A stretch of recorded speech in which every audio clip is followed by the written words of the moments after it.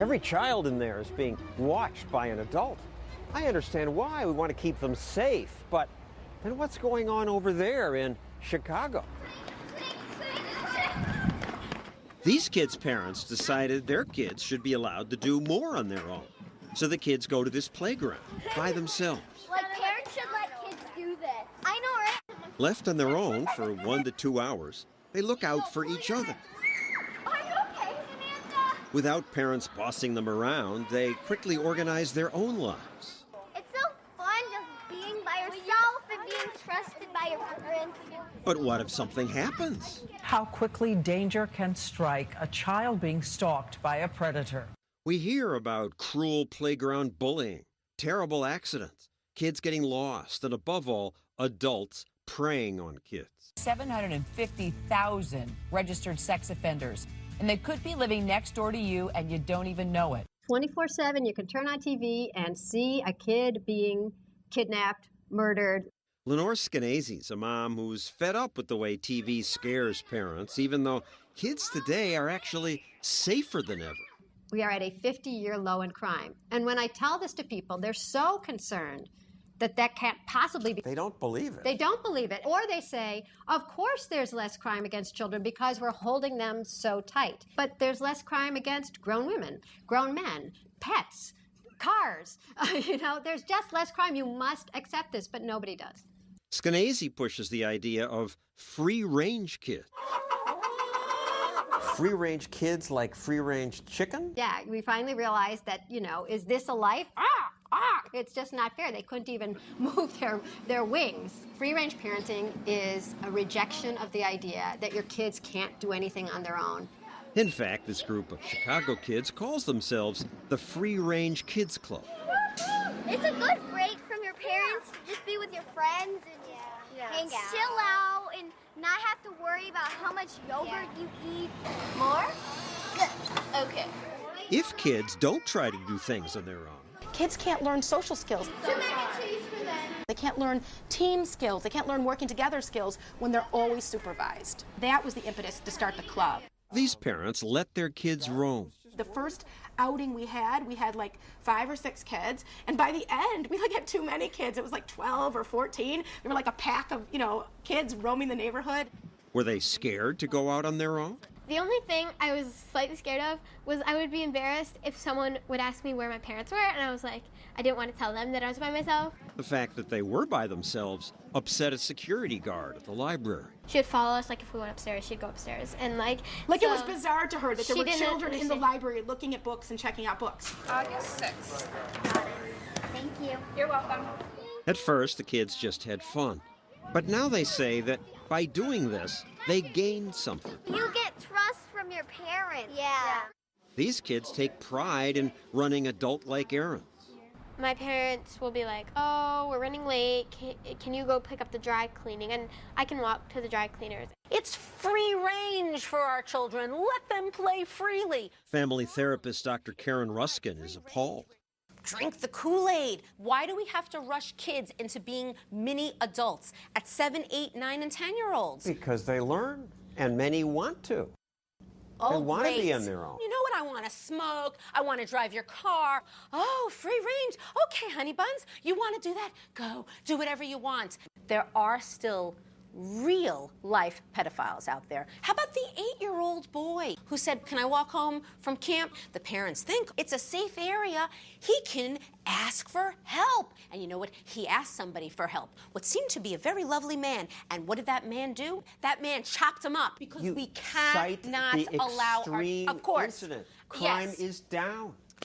I do cite the extreme incident, but do you want to, as a parent, gamble with your child? I wouldn't want to gamble with my child. Would you let a 9-year-old take the subway alone?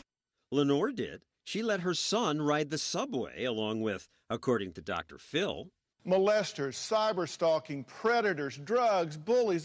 People called Lenore America's worst mom. Why at 9 years old? Bad stuff does happen. If I thought I was putting him in a dangerous situation, I wouldn't have done it. And it was his idea. Let me point out that it was not us who said, we're going to put you on the subway and we're going to make a man out of you today. It was Mom and Dad Can I please take the subway home from someplace that I haven't been before and try to find my own way home? Take the G train, then the J to Manhattan, 2 blocks up and 1 over. I know, Ma. This TV show was quick to portray Lenore's choice as reckless. The construction site where he was recovered is where he was killed. That can happen, but 7 years after this, Lenore's son is still alive. I live to tell the tale. He's now 16 and proud that his mom let him grow. Were you scared? Not at all. I'd done it before with my parents, and it was fun. I know how to get around, and I'm confident in myself. But you free-range parents better watch out.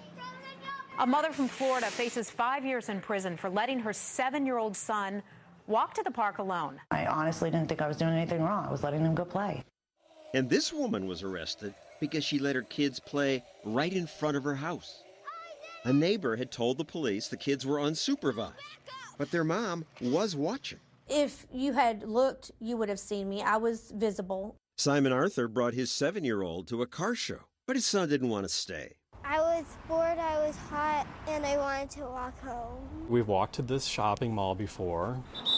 There's police stationed on the corners the whole way. So I said, all right, walk home. I wasn't scared. I keep reading about these abductions. Yeah, it's possible to be hit by lightning or struck by a meteor, too. I wasn't very far, and the cop asked me where are my parents. The child ended up living approximately about 1.5 miles from this location. That's a great distance for a young 7-year-old to travel by himself without water or any nourishment around with him. So we were able to charge Mr. Arthur with reckless conduct because he wasn't acting in the best interest of his child. They put handcuffs on me, put me in the back of the police car. This raises the question, whose child is it? The parents or the state's? We all want kids protected from abuse, but don't parents get to decide if their own kids are mature enough to walk home on their own? To think that a child, let alone parents sometimes, make really good judgments when they are in a situation that they cannot predict. That's how they learn to make good judgments. If a child is not at the age where they can supervise another, that they shouldn't be supervising themselves. This attitude has built a child protection industry. You can get money from parents by making them very nervous. This company sells tracking devices. If they go outside the boundary, you'll receive a text alert telling you exactly where they are. The device is locked onto your child, making it hard for the kids or even strangers to take the band off. You can get something called tooth prints, which is an impression that you give your child and they bite into it. And then you have an impression, a dental impression of your child that you can keep for when they find the body and it is mangled beyond recognition. The perception of the risk, it's all messed up. If you're concerned about risk, don't ever put your kid in a car. Right. Driving's much more dangerous. So are swimming pools. The risk is greater if you do not raise your children to be independent, to learn how to problem solve, to learn how to make decisions on their own. I can hang!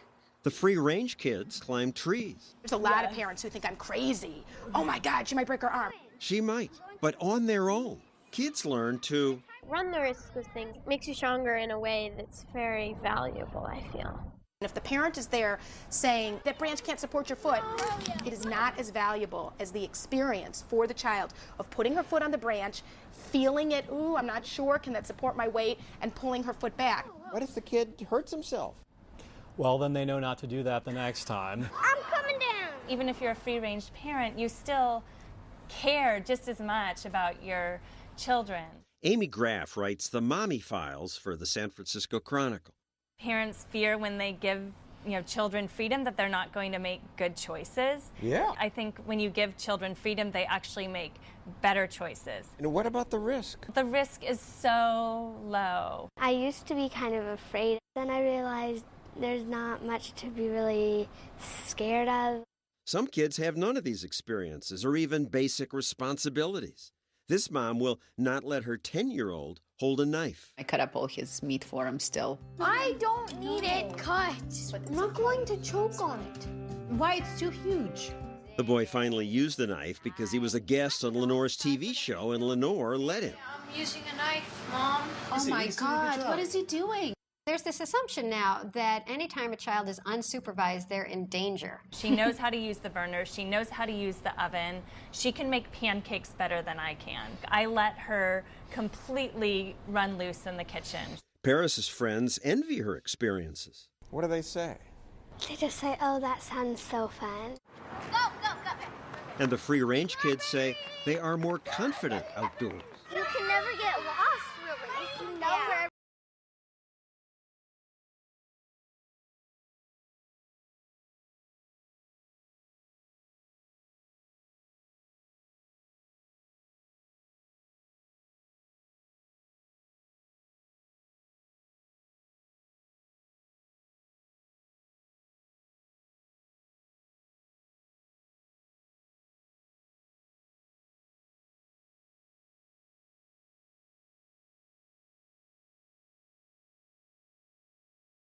If you're a parent of a child under the age of 12, let me ask you a question. When is the last time, or even the first time, you let them walk to school by themselves, have an unscheduled play date, or, God forbid, let them go to the store to pick up a gallon of milk by themselves?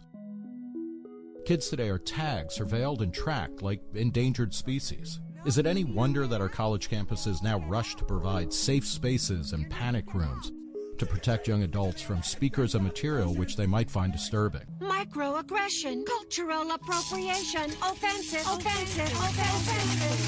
Kids are supervised all the time, and to discuss the challenges in American childhood and what to do about them, I sat down with Lenore Skenazy, the author of Free Range Kids and a regular contributor to Reason. Skenazy is launching a new nonprofit called Let Grow, along with psychology professors Jonathan Haidt and Peter Gray, and Daniel Shuchman, who's the chairman of the Foundation for Individual Rights in Education. The organization will champion policies, research, and mindsets promoting childhood independence, autonomy, and resilience. Skenazy and Haidt make the case for Let Grow in the cover story of Reason Magazine's December issue, which is on sale now.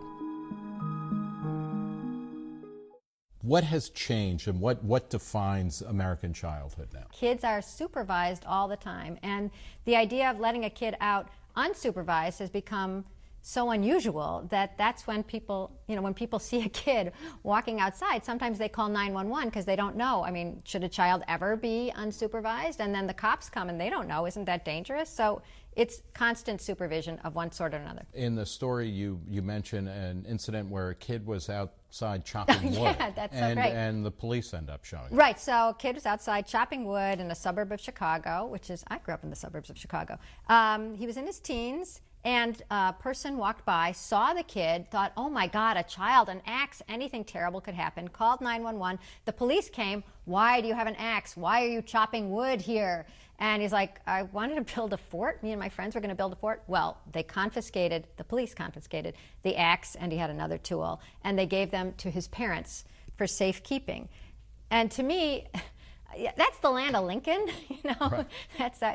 There's a history of Abe Lincoln would have been picked up on the first of 12 miles he was walking to school. That's and right, put in the pokey until his parents came. Right, or given a little extra homework and some reading or something that will really develop him, because chopping wood and building something and doing something with your friends and having any autonomy, all those are terrible. What's really important is a little more homework. You've been writing about this for years now, calling attention to it. Yeah. And the story that got you started on this was when you let one of your kids ride the subway home in New York, which made you into the world's worst mom. Right. First it made me America's worst mom, and then it grew. Yeah. Now you're battling it out to be the world's worst mom on Mars and the gas giant planets. Tell us about what was that story, and why was that emblematic, really, of what you're talking about with Let Grow? So I let my 9-year-old ride the subway alone because he'd been asking if he could do it, and we decided it was safe and smart and good because he was familiar with the subways, and so are we. We let him go. I wrote a column about it, and 2 days later I was on the Today Show, MSNBC, Fox News, and NPR. And I got described as America's worst mom. I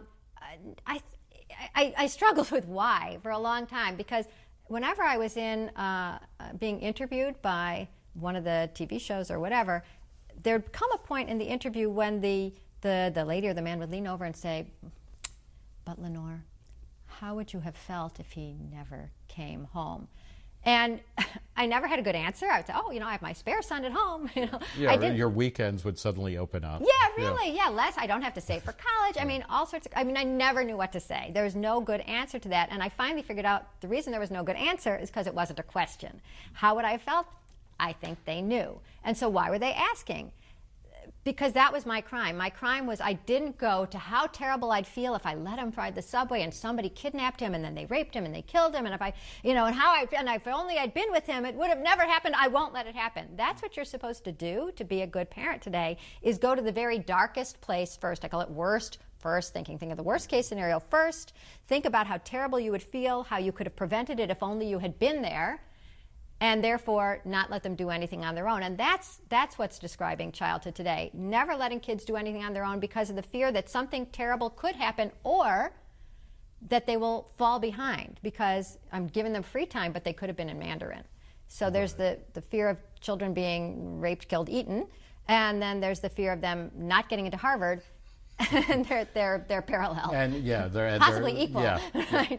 This is all happening against the backdrop of incredible safety for children as well. So discuss that. I mean, one of the most bizarre things is that we're treating our kids more and more as kind of Fabergé eggs. Who can, you just can't let them out of your sight. They have to be in shrink wrap all the time, or bubble wrap all the time. And at the same time, the social reality is that children have never been safer. I know. And sometimes when I say there's never been a safer time to be a child, people say that's because we're watching them all the time. It's like, but there's also never been a safer time to be an adult. I mean, crime is back to the level it was in 1963. The safety might be one of these ironic things that the safer you get, the safer you think it can be. I mean, now that we've almost eliminated all childhood dangers, the fact that anything bad could ever happen to a kid looms even larger. And to go back to Lincoln, why not? He had 4 children, and one of them made it to adulthood. And people didn't say, what a terrible dad. Oh my God, he's America's worst dad. They understood that children's fate was fate, right? That there were bigger forces at work than just whether we were watching over our kids enough. But nowadays we don't have that because almost everybody makes it. And so if somebody doesn't make it, or the fear of somebody doesn't make it, means that you must be watching all the time. And then the thing that worries me is that as much as we're walking with our kids and staying with our kids and driving our kids, now there's technology to watch literally every step they take. And did they get on the bus? And are they texting when they got there? And who are they emailing? And let me read their text. And you can see so much of your kid's life that's going to become the norm. How come you didn't know? So you're supposed to know literally everything that's going on in your kid's life. And you open by saying it's like universal parole. It's more like prison. Everything they do and say and eat and read is being supervised by somebody worrying about, is this going to hurt them? In the article you mention a statistic which is stunning, that in a recent year, it's like a couple of dozen kids have been kidnapped by strangers. Yeah, I mean, it doesn't. I mean, because that's the kind of paradigmatic fear, right? That is totally. Your kid is going to end up on the milk carton, even though we don't drink milk out of cartons anymore. But it's that type of thing. But that's a completely phantom fear. It is a phantom fear, but when you think about when the pictures appeared on the milk cartons, it was in the mid-'80s. And those children are now today's parents, and they grew up, when they put the kids' pictures on the milk cartons, it felt like every morning you were looking at a child who had been disappeared. Right. And nobody ever explained, by the way, 90% of those were children taken in a custody battle or runaways. Nobody explained that. And so it felt like children were being, as many as there were milk cartons in the world, those were children that were missing. And I feel like the National Center for Missing and Exploited Children exploited us with that fear without ever breaking it down to the idea that stranger abductions are extremely rare. And the statistic I give in my book is if you wanted your kid to be kidnapped by a stranger, how long would you have to keep them outside unsupervised for that to be statistically likely to happen? Sort of like how many lottery tickets would you have to buy to be statistically likely to win? How many? How long? Hundreds of thousands. You're like the only one. Most people say, I don't know, 3 hours, 5 minutes. You're you would have annoyingly to hanging them right. out in the parking lots of go-go bars and things like That's that. That's right, at 3 in the morning. And even then, you would have to work at it. You would have to work on it because the guys who are going to go-go bars want the Go-Go Girls, and they don't want your 7-year-old whiner. But maybe they want yours. Anyway, so let me tell you the answer. It's 750,000 years. Wow. You'd have to keep them outside, and after the first 100,000 years, they're not kids they've anymore. aged out. They've aged out, they're not really cute. In the story, and Let Grow, you have Peter Gray, who is a phenomenal developmental psychologist who looks at the role of free play and unstructured play in mammals, including humans. Right. Jonathan Haidt, who is the author of The Righteous Mind, really interesting character, particularly in speech battles and kind of intellectual diversity on campus. What is the connection between the way we treat our kids as human veal, as kids, and then when they go to college? Is there a connection that you guys are making there? There is a connection, and there's one of my favorite artifacts from our culture that I talk about in the Reason article is a question and answer that ran in Parents Magazine. And the question is, your child is old enough to stay home alone for a short while you run errands or whatever, and that's no problem. But now she has a play date coming over. Are you allowed to run to the dry cleaners while the friend is over? And the answer was, absolutely not. Are you crazy? What if there's a squabble? You want to be there to intervene. And to me, that's the Rosetta Stone for the connection between childhood and what we're seeing on campus, because you've been told that your child cannot handle even a spat with a friend without adult intervention because somebody's feelings could get hurt. And when you're instructed that way by the Bible of parenting, which is Parents Magazine, that your kids can't handle it, it's too traumatic, your job is to make sure that nothing ever rises to that level, then you kind of get to campus and nobody wants to be in an argument or hear anything that they don't want to hear, or if they are in an argument, they need to run to a safe space or protest the fact that somebody's saying something that's going to make them uncomfortable, because we've been taught as parents, we're not helicopter parents by nature, we've been taught that we must not trust our kids in any kind of human interaction. Only adults can handle these things for them. And they get to college and they haven't had, obviously they've had some arguments and they've had some free time, but they haven't had huge swaths of it like we did growing up, or like any generation before us, where they had to argue and get mad and then realize, no, I want to keep playing. Okay, and hold it together, and then you start playing again and things get okay again. They don't know that things get okay again because they've never gotten to that point.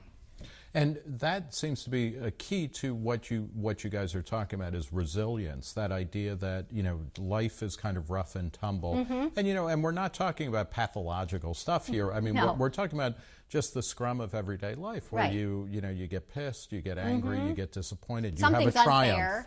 Right. That seems to be what is missing, right? And we're designing childhood and young adulthood where resilience can't develop because you're never really confronted with that type of thing to overcome. Right, and that's why Peter Gray's work is so important and why he's part of this Fab Four team. He writes about the importance of free play, and he points out that when you're in Little League, you got adults telling you when the game starts, when the game ends, is the ball in or out, who's playing what position, and when your turn is. Okay, you learn how to bat. I'll grant you that.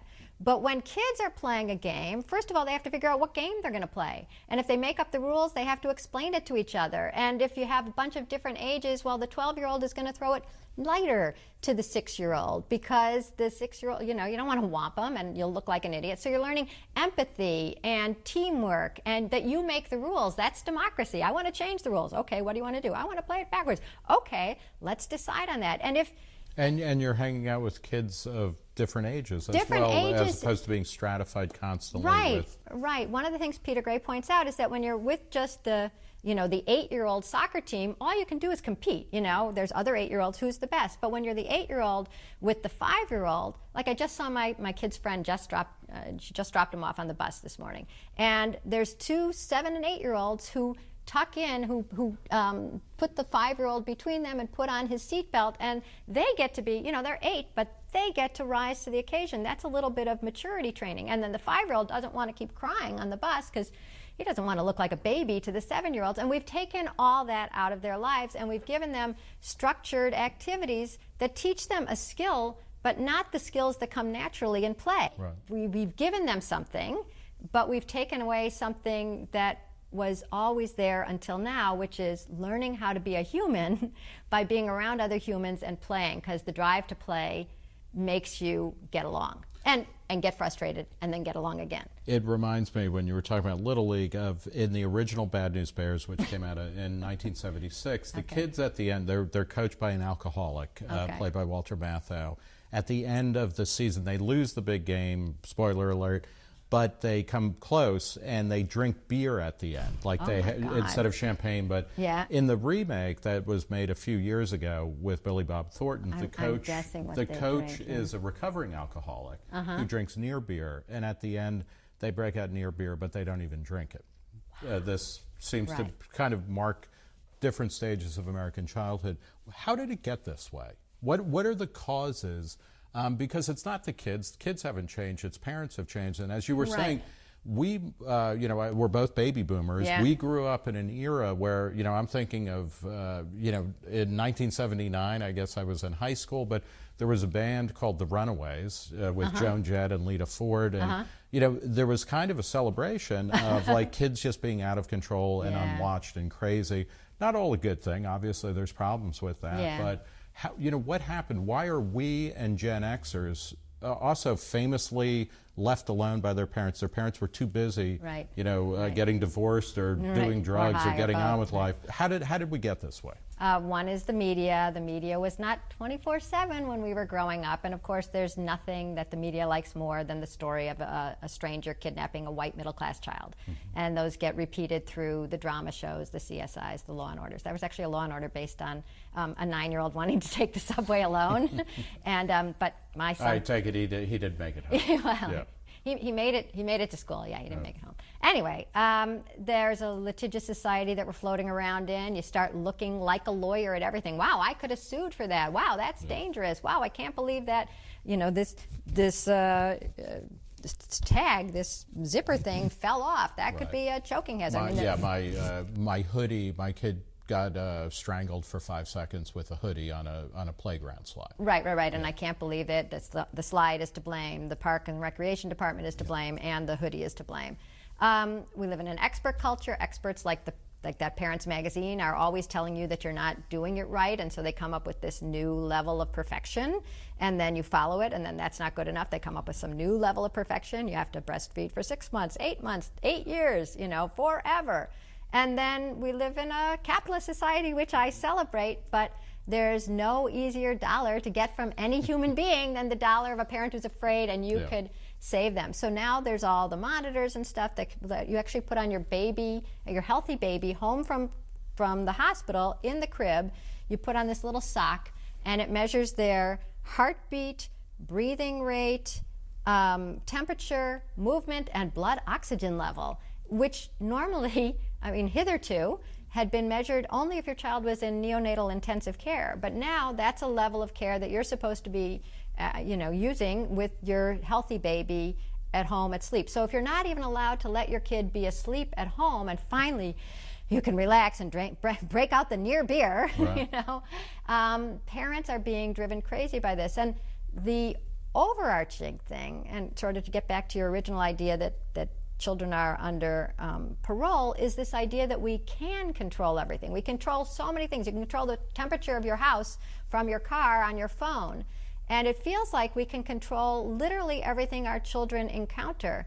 And you start thinking that you are in complete control, and the idea of not being in complete control scares you, because you could have. You could have been watching them on a map to see where they were going, and you weren't. And how come? And so this level of sort of godlike omniscience is one that parents are forced to take on, and it's driving them crazy, and it's driving their kids crazy. One of the reasons parents can't let go is that the old milestones are buried.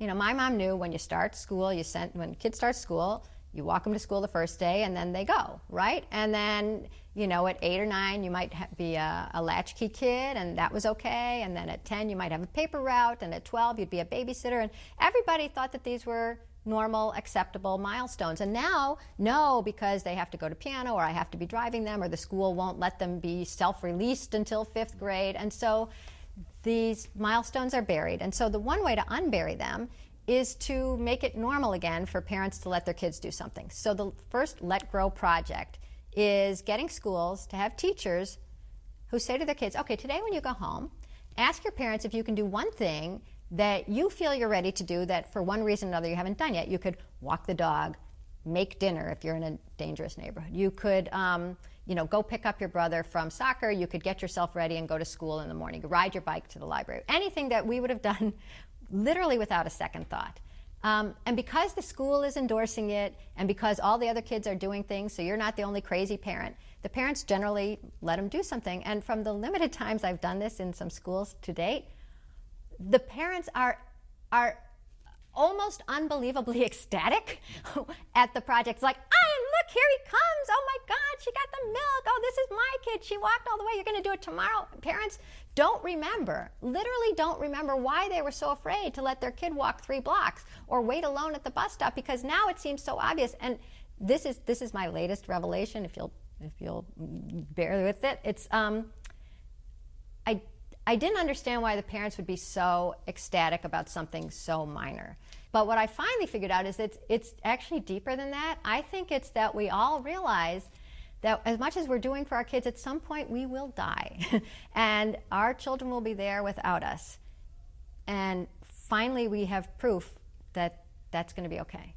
So I feel like it's this profound thing that just is a school project, and it doesn't take any money, it doesn't take any class time, it doesn't take any preparation. So I think that trying to spread the Let Grow project in schools, which we're doing in 7 schools in Long Island now and 2 here in the city, New York, I think people are gonna look at that and go, our school can do that too. So there's the project. Another one, and this is Peter Gray's baby, is after school free play. All right, so we were just talking about all the stuff you get from play. You solve disputes, and you deal with, being angry and not knowing what to do, and you organize yourselves. And yet after school, like at the school my kids went to, there was after school robotics and knitting and chess and this and that, but there was no chance for free play. So just offer that as an option and have the free play literally be free play. I want somebody in the corner who's like a lifeguard, who is, going in if there's, actual blood, or, they have the EpiPen, right? But otherwise, they're not interfering. And we're going to try to get some schools, the first ones that are doing this anyway, a box of loose parts, which is PVC pipe and fabric and springs and tape and boxes, and so that they tattoo rigs, heroin, yeah, some needles, heroin yeah, needles, yeah, limited, and that way they have to share. Oh, right, yeah. Well, we're working on it. Anyways, it's a bold vision. Right. You gotta shock them, right? Right. You gotta have a gimmick. Anyways, the idea is that kids will have a place where there's enough. Like when my kids came home and I wanted them to go outside, there weren't other kids outside, so you can't really get a kid to go outside unless there's another kid outside. So this way you have, a critical mass of kids. They're the different ages, like we were talking about. Maybe there's a box of junk, maybe there isn't.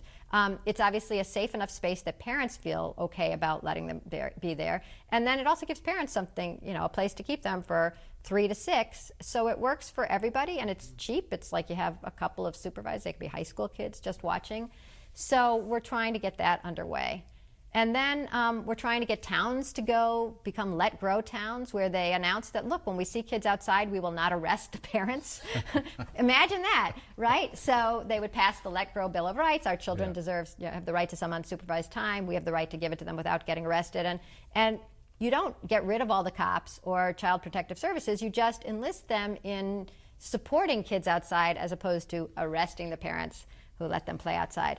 And then we're doing some fun contests that have not started yet, but will be starting very soon. And one of them is Think for Yourself. And it's an essay contest trying to get kids to realize that, like one question is something like, tell us, write a thank you letter to the jerk who was wrong until you realized, oh, they had a point. Or talk about a time you had a big fight with a friend and how you got over it. Just to remind them, like, the Sturm und Drang of interpersonal relationships isn't the end of the world. It's the beginning of something fine, which is, exchanging ideas, maybe taking some in, maybe arguing your point more forcefully, but nobody has to protect you from free speech and whatever you want to read or think about or talk about. And then finally, we have this one silly contest, because I love contests, which is asking kids to come up with the name of their favorite TV show or book or movie imagining if their main character had been overprotected.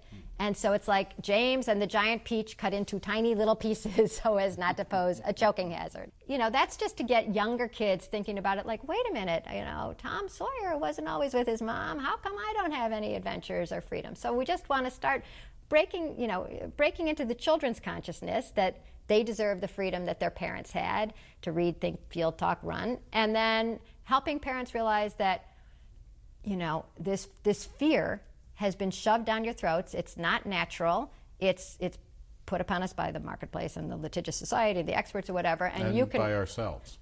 Well, it becomes internalized, but it's a lot of these outside factors. Yeah. I mean, wanting your child to be safe and grow up to outlive you is the natural thing. Thinking that you have to stand at the bus stop with them every day with the 5 other parents and the 5 other kids until the bus comes is not natural.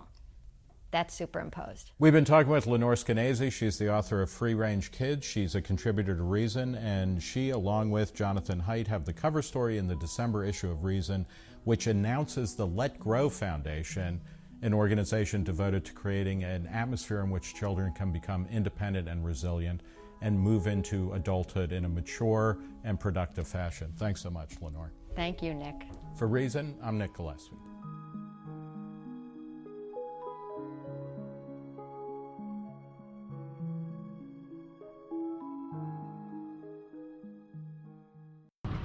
Hi, everybody. I'm Dennis Prager, and I have the heroine of the hour on.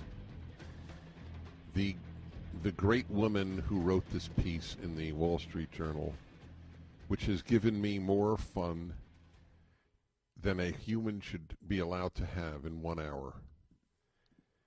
At the same time, it's pathetic. It's both hilarious and frightening.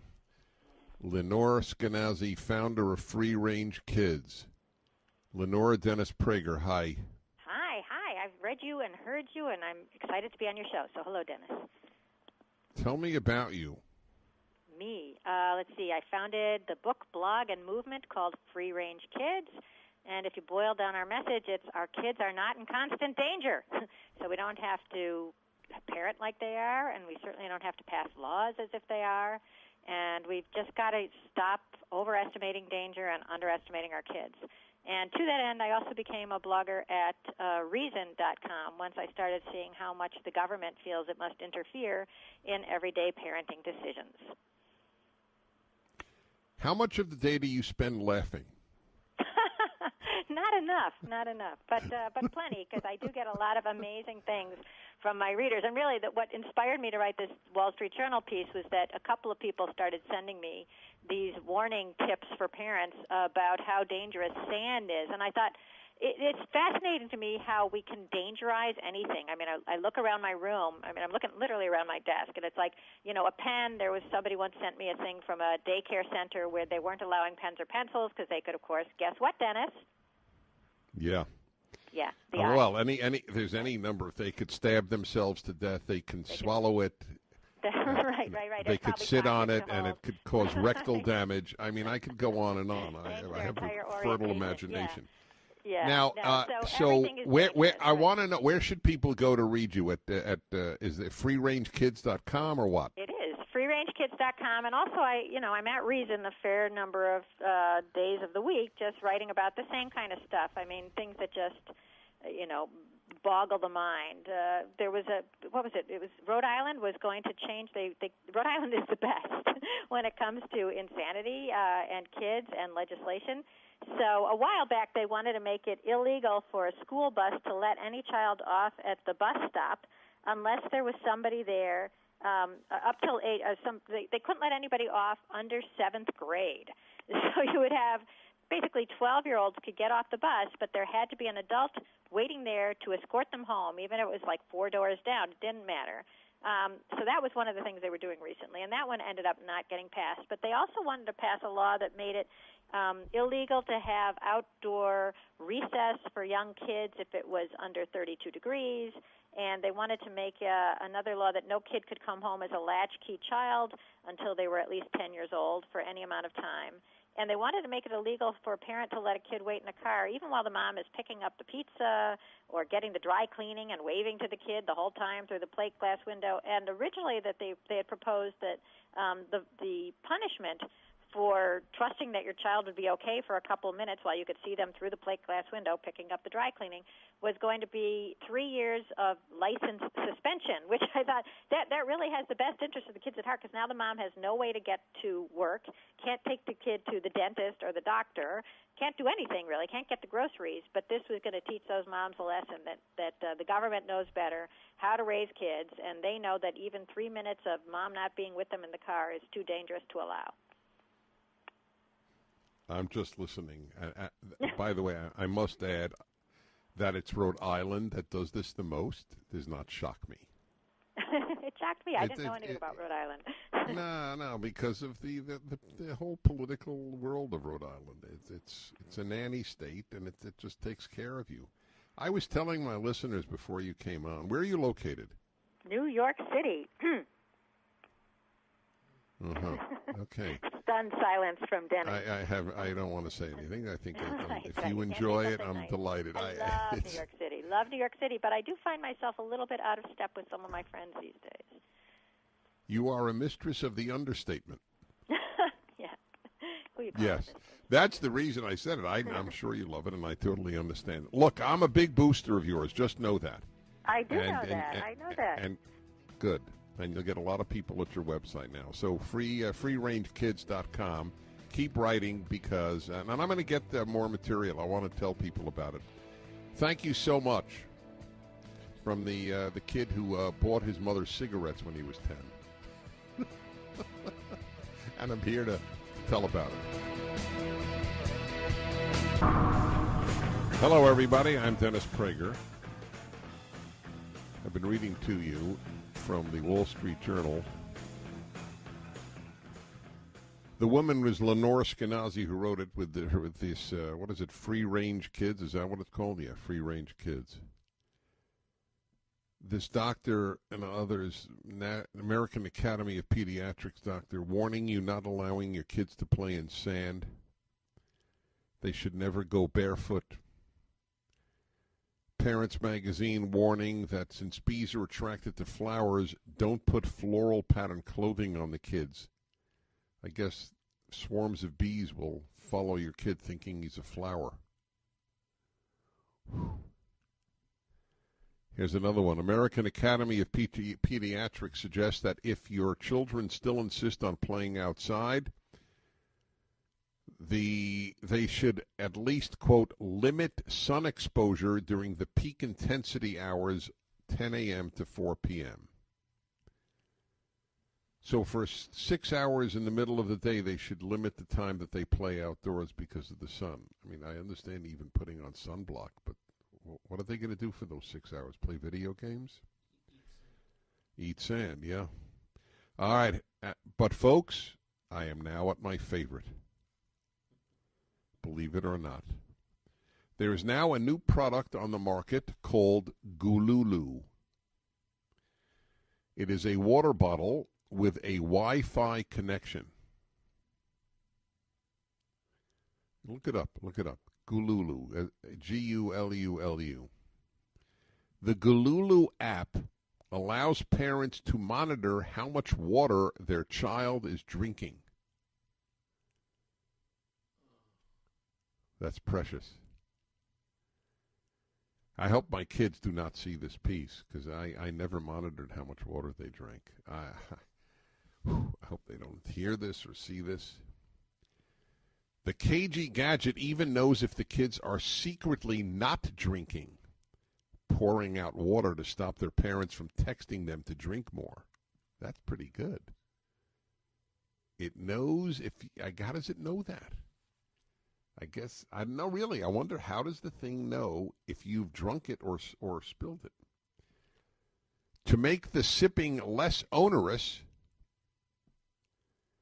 an animated character on the bottle's built-in screen grows happier and healthier the more the child drinks.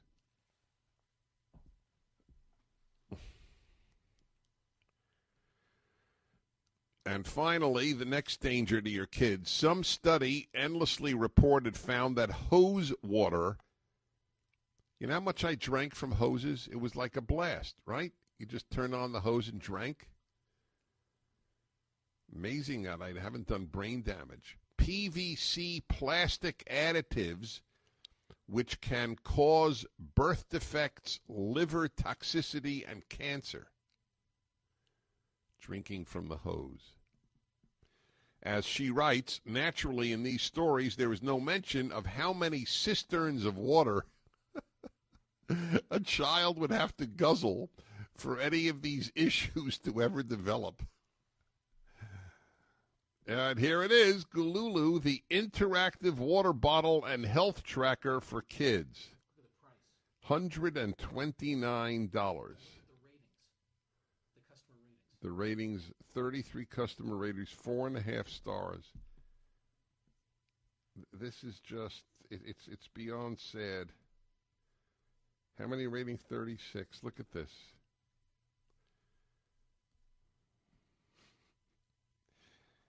It's really something. Kid-safe and kid-proof features that build habits, easy to maintain. All right. It's quite a product. Gululu. Yeah, you can get cancer. You know, you've all seen it. It's not just for kids. You know, there's the warnings whenever you fill up with gas. Don't they have, at least in California, they have a warning that it can harm you, the fumes? She ends her piece, being a kid these days is no walk in the park, but that's just as well. Yet another Parents Magazine masterpiece warns that to keep children safe at the playground, you should, quote, walk away if you see cement, asphalt, dirt, or grass. These surfaces are linked to head injuries.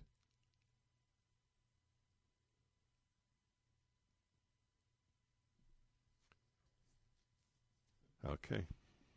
I have nothing to add. I really do. This is worthy of a tremendous amount of analysis, tremendous amount. I've never listened to any of this stuff, never. I've been guided by common sense, and it's worked. I have nothing against, zero against bottle feeding. I have zero against secondhand smoke and almost everything else. But I would like to know when the preoccupation with health to an imbecilic extent arose and why. I am convinced it has to do with a secular society, but I can't fully put my finger on it. Now, maybe there's no causality, maybe there's just commonality, or in other words, or maybe it's just happened at the same time, that as society became more secular, it became more stupid, and it became more preoccupied with health. I don't know. Maybe they think, maybe deep down there is a yearning for immortality, and if I monitor electronically how much water my kid drinks, my kid will have a chance at immortality. I don't know what the animating spirit is. I do remember this, though, that whenever my mother would say something like, I'd say, look, I'm going to play outside. She said, well, put on a coat. It's cold. I grew up in New York City. And I'd say, I don't want to. And then my father pretty much had the attitude, so he'll get sick. Right? And he'll learn. By the way, I did raise this issue many, many, many years ago on the radio show, and women called in and said the issue is not that we worry more about our kids; it's that if they get sick, we know we're going to be the ones who are going to have to take care of them. I thought that was a great point, but I'm not sure that that's the reason. I think it's a factor. All right, maybe I will bottle secondhand smoke and sell it. We'll be back in a moment. I'm Dennis Prager. You are listening to the best of the Dennis Prager Show. I'd like to share with you some thoughts, because as much fun as I had with the absurdity of these warnings, there are very serious matters behind this. Like you can't put your kid on a plane anymore until like 16 or something, they have to be accompanied by an adult, met by an adult, and all that stuff. I flew at 7, and as I kept mentioning, nobody met me. The relative met me, obviously, that was it. But anyway, all these warnings and stuff, there is a key word here that I want to bring to your attention, and that is the word experts. So in a nutshell, I'd like to explain to you my attitude toward experts. Experts have expertise. They're more or less, and this is not a knock on them, it sounds like it's a knock, it's not meant to. They're idiot savants. They know an immense amount about one thing. We need that. We need people who know an immense amount. So if there's a doctor and he has expertise on the dangers of sand, fine. I want to hear them. I have no problem with that. But I have no interest in his advice. There's a big difference between expertise and wisdom. They have no connection. And I'll tell you how I learned it. It was with a fire chief that I had on this program a number of years ago. And the fire chief had said, even though it's going to be very hot in a classroom, all classrooms at any month of the year should keep their doors closed in case of fire. And I remember thinking, and I think I said, I don't think I said it to him, but I may have, I don't know, but I did say something to this effect. We need the fire chief's knowledge, and that's good, but he should not be the one to tell us what to do, because he sees the 1 in a million cases and draws conclusions from it. But that's an erroneous conclusion. I don't want all American children to swelter in a hot classroom on the 1 in a million chance that it'll be better for them if the classroom door is closed if there is a fire. And I have applied this rule that I have no interest in what the experts advise, because they see life in a very narrow way. It's like the doctors who tell me I should not smoke my cigars. Now, they know it has nothing to do with lung cancer because you don't inhale cigars. So why shouldn't I? Well, you can get lip cancer or tongue cancer. Now, a doctor sees people who have lip and tongue cancer, but the rest of us don't. In my entire life, I have met people with every form of cancer, but not one with lip or tongue cancer. I'm willing to take the risk for the joy. I want to enjoy my life. Thank you. I'm Dennis Prager. We continue.